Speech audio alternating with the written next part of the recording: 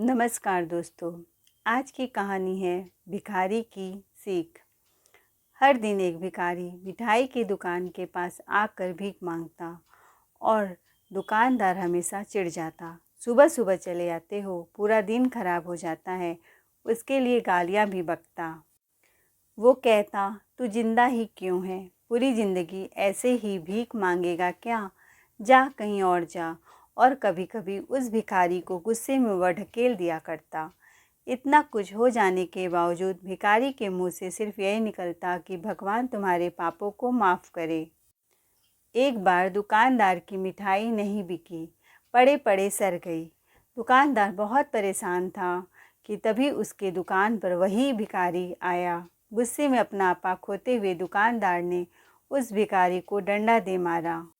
फिर भी दर्द से कराहते हुए भिखारी ने इतना ही कहा, भगवान तुम्हारे पापों को माफ़ करे। भिखारी वहाँ से चला गया। दुकानदार सोच में पड़ गया। भिखारी को मारा, फिर भी उसने से प्रार्थना की। दुकानदार का मन शांत हुआ। भिखारी का रहस्य जानने के लिए दुकानदार भिखारी का पीछा करना शुरू कर दिया। भिखारी जहाँ जहाँ जाता, दुकानदार उसके पीछे जाता।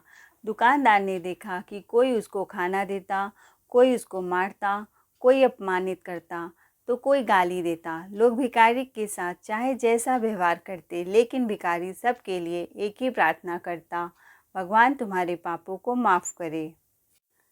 अब रात होने को आई थी। भिखारी अपने घर जाने के लिए लौटा। वो अपने घर पहुंच गया, लेकिन दुकानदार भी उसका पीछा कर ही रहा था। ज़मीन पर एक बूढ़ी औरत लेटी हुई थी, काफ़ी कमज़ोर और बीमार लग रही थी। वह भिखारी की पत्नी थी। अपने पति को वापस आता देख वह उठी। पत्नी ने अपने पति के भीख वाले कटोरे में देखा, उसमें सिर्फ बासी चावल थे। उसे देखकर वह बोली, आज बस इतना ही मिला और ये चोट कैसे लगी? हाथ में खरोच कैसा? बूढ़ा भिखारी बोला, आज बस इतना ही मिला, किसी ने कुछ दिया ही नहीं। सब ने गालियाँ दी और एक ने डंडा भी मारा, इसीलिए मेरे शरीर पर जगह जगह घाव हो गए। एक गहरी ठंडी सांस लेकर बूढ़ा भिखारी फिर से बोला, यह मेरे ही पापों का फल है। तुम्हें याद है कुछ साल पहले हम कितने अमीर थे? क्या कुछ नहीं था हमारे पास? हमारे पास हर चीज़ ज़रूरत से ज़्यादा थी, लेकिन हमने कभी दान नहीं किया। और उससे भी बुरा हमने उस अंधे भिखारी के साथ किया जो हमारे द्वार पर भीख मांगने आया करता था। बूढ़ी पत्नी के आंखों में आंसू आ गए।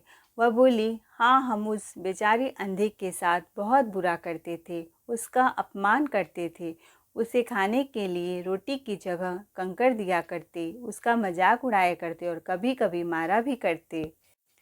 मैंने कभी उसको रास्ता नहीं दिखाया। एक बार मैंने उसके मुंह पर पानी भी फेंकी थी और वे हमेशा दुखी होकर यही कहता कि भगवान तुम्हें तुम्हारे किए की सज़ा देगा, भगवान तुम्हें पापों की सज़ा ज़रूर देगा। उसका श्राप सच हुआ और हम इस दुख भरी ज़िंदगी में आ गए। भिखारी बोला, हाँ, उसका श्राप सच हुआ, इसीलिए मैं किसी को बद्दुआ नहीं देता, चाहे कोई मेरे साथ कितना भी बर्ताव बुरा करे, फिर भी मैं हमेशा उसके लिए प्रार्थना करता हूँ। मैं नहीं चाहता कि कोई भी हमारे जैसा ज़िंदगी का अनुभव करे, किसी को भी हमारे जैसे दुखों का सामना करना पड़े। वो नहीं जानते कि वह कितना बड़ा पाप कर रहे हैं, इसीलिए अनजाने में हुए पाप की ऐसी सज़ा किसी को भी मिले मैं नहीं चाहता। दुकानदार वहीं पर छुपकर यह सारी बातें सुन रहा था। अब उसे सब कुछ समझ में आ गया था। भिखारी और उसकी पत्नी ने वह बासी चावल मिल बांट कर खाए और भगवान को धन्यवाद बोलकर सो गए। अगले दिन भिखारी फिर से भीख मांगने गया। दुकानदार विनम्रता से बोला, माफ़ कर दीजिए बाबा, उससे बहुत बड़ी गलती हो गई है, और उसे खाने में मिठाई देता। बूढ़ा भिखारी बोला, भगवान तेरा भला करे। इतना कहकर वो आगे निकल गया। दोस्तों, इस कहानी से जो सीख लेने लायक है वह बड़ी ही सिंपल है कि आदमी चाहे किसी के बारे में बुरा कहे या भला करे, लेकिन भगवान सिर्फ कर्म के हिसाब से उसको फल देता है। क्या हुआ अगर भगवान नहीं दिखता है, लेकिन यह बात बिल्कुल सच है कि उसके खाते में सबका हिसाब बहुत बहुत पक्का है। आशा करती हूँ कि यह कहानी आपको ज़रूर अच्छी लगी होगी। कहानी पसंद आई हो तो चैनल को लाइक, शेयर और सब्सक्राइब ज़रूर करें। कमेंट में अपनी राय बताएं। कहानी सुनने के लिए धन्यवाद।